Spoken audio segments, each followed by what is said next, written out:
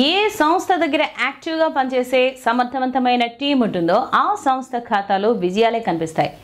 Work కల్చర్ని అంటే పని సంస్కృతిని డెవలప్ చేయాలి అంటే మీ సంస్థలో మీ జట్టుని ప్రోత్సహించడం కోసం పర్ఫెక్ట్గా పనిచేసే 7 రకాల వ్యూహాలను అలాగే వాటిని ఎలా అమలు చేయాలి అనే విషయాలను కూడా మనం ఈ ఎపిసోడ్లో తెలుసుకుందాం. మీ కంపెనీలో టీంని ప్రోత్సహించడానికి ఓవరాల్ విజయానికి వ్యూహాలు చాలా చాలా అవసరం. టీంని మోటివేట్ చేయగలగాలి, వారి స్కిల్స్ని సృజనాత్మకతను ప్రేరేపించేటట్టుగా ఉండాలి, సహకారాన్ని పెంచి వ్యక్తులను వారి లక్ష్యాల వైపుకు నడిపించే వ్యూహాలు అవసరం.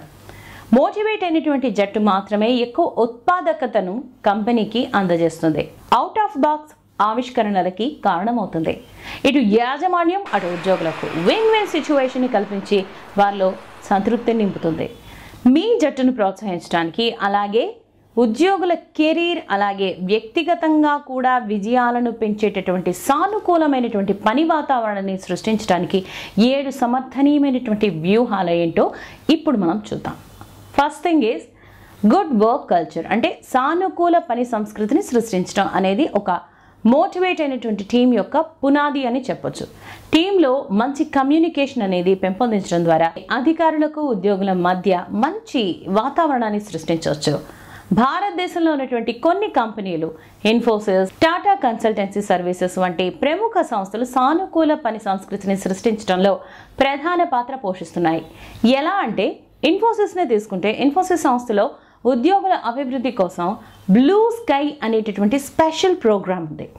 ఇది ఉద్యోగుల మధ్య మంచి కమ్యూనికేషన్ సంబంధాలను పెంపొందించడం అలాగే వారి ఉద్యోగుల విజయాలను సెలబ్రేట్ చేయడం వంటివి నిర్వహిస్తూ ఒక మంచి సృహృద్భావమైనటువంటి వాతావరణాన్ని సృష్టించడంలో ముఖ్య పాత్ర పోషిస్తుంది.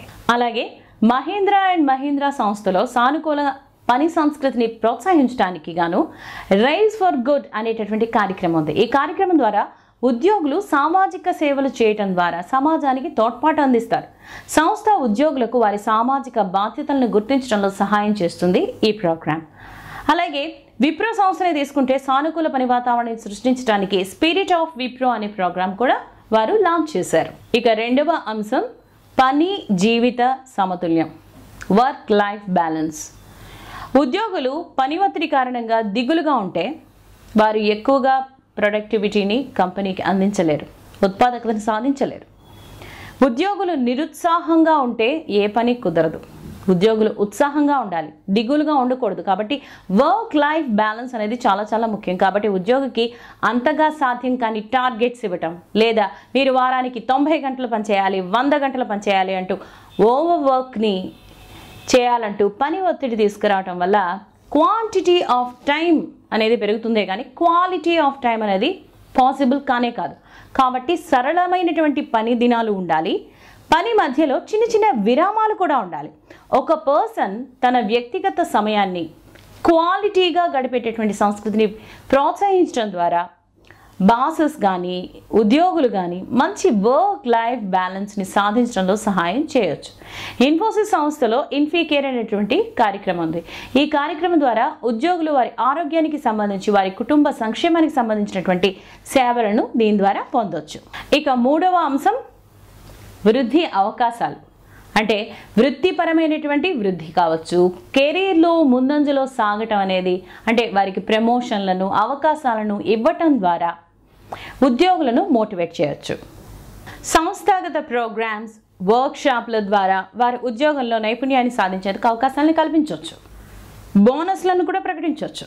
ఇక 4వ విషయం ఏంటంటే స్పష్టమైనటువంటి లక్ష్యాలను కలిగి ఉండటం అలాగే అంచనాలను మనం టార్గెట్ని ఫిక్స్ చేయగలగటం. అంటే స్పష్టమైనటువంటి సాధ్యమైనటువంటి లక్ష్యాలను సెట్ చేయడం ద్వారా మీ టీం ప్రయత్నాలను విజయపు దిశలో నడిపించడం సాధ్యమవుతుంది. దీనికోసం స్మార్ట్ సూత్రాన్ని అనుసరిస్తే సరిపోతుంది. స్మార్ట్ SMART అంటే S for specific, M for measurable, A for achievable, R for relevant, T for time bound. ఫ్రేమ్వర్క్ని ఉపయోగించడం ద్వారా ఆ లక్ష్యాలను విజయవంతమయ్యేలా సాధ్యమయ్యేలా చేస్తుంది.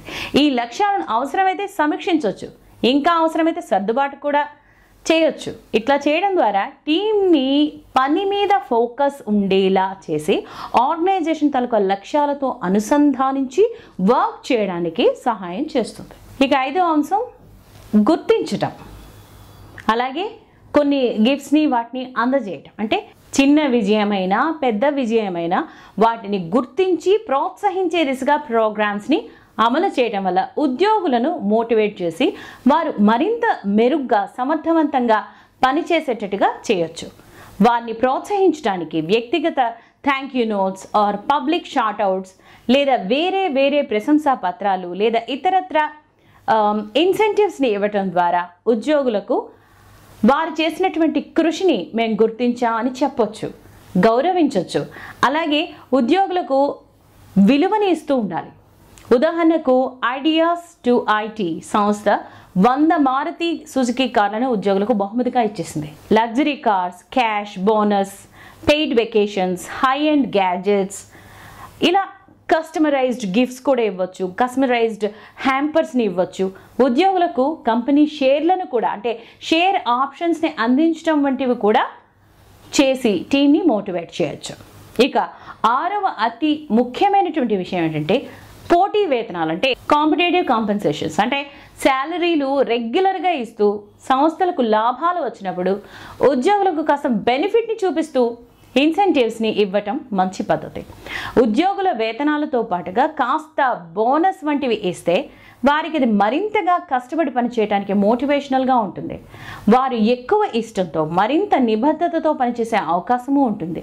భారతదేశంలో కొన్ని కంపెనీలు ఉద్యోగులకు ఆకర్షణీయమైనటువంటి వేతనాలతో పాటుగా వారి లాభాల్లో కూడా ఉద్యోగులను భాగస్వాములుగా చేస్తున్నారు. అంటే ఉద్యోగులకు కూడా కొన్ని కంపెనీ షేర్స్ని ఇవ్వటం ద్వారా టాలెంట్ని ఆకర్షించడంలోనూ ఉన్న ఉద్యోగులను నిలుపుకోవడంలోనూ ముందంజ వేస్తున్నాయి. ఉదాహరణకు గూగుల్ ఇండియాని తీసుకుంటే ఈ సంస్థలో హెల్త్ ఇన్సూరెన్స్, రిటైర్మెంట్ ప్లాన్స్ అలాగే ఇతర లాభాలు కూడా ఉద్యోగులకు అందివ్వబడ్డాయి. ఇక ఇంకొక కంపెనీ TCS సంస్థలో ఉద్యోగులకు TCS ఇన్-హౌస్ యూనివర్సిటీ అనేటువంటి ప్రత్యేక ట్రైనింగ్ ప్రోగ్రామ్ ఉంది.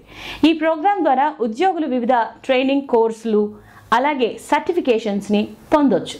తద్వారా వాళ్ళు ఏంటంటే తమ నైపుణ్యాన్ని పెంపొందించుకోవచ్చు, ఎన్హాన్స్ చేసుకోవచ్చు, కెరీర్లో ముందుకు సాగొచ్చు. ఉద్యోగులకు కంపెనీ షేర్లను లేదా షేర్ ఆప్షన్స్ని అందించడం వంటివి కూడా మనం చూడొచ్చు. ఇక 7వ అంశం ఏంటంటే ఉద్యోగ భద్రత. కంపెనీ ఎంత స్టేబుల్గా ఉంది, అలాగే భవిష్యత్ ప్రణాళికల గురించి స్పష్టమైనటువంటి కమ్యూనికేషన్ ఉందా లేదా అనే విషయాలు కూడా చాలా ముఖ్యం. ఎందుకంటే కంపెనీ స్థిరంగా ఉండి భవిష్యత్ ప్రణాళికల గురించి స్పష్టమైన లక్ష్యాలను కలిగి ఉంటే ఆ కంపెనీలో పనిచేస్తున్న ఉద్యోగులు భద్రతా భావంతో ఉండగలరు.